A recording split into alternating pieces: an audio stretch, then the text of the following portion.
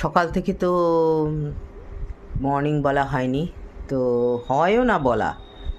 আমি এই আফটারনুন থেকে শুরু করি তোমাদের সাথে পথ চলা। তো সবাই ভালো আছে তো?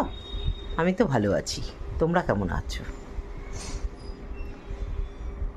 আমাকে তো একটুকু তোমরা কথাও বলো না, কিছুই না, কিন্তু আমি তো তোমাদের সাথে সদা সর্বদা আছি।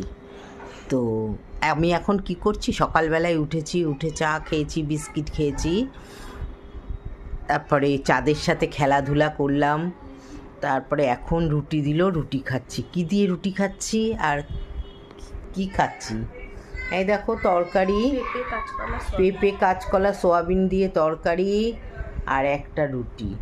দেখাতে পারলাম ব্রেকফাস্টটা। আমরা কে কে খাচ্ছি সেটা দেখে নাও।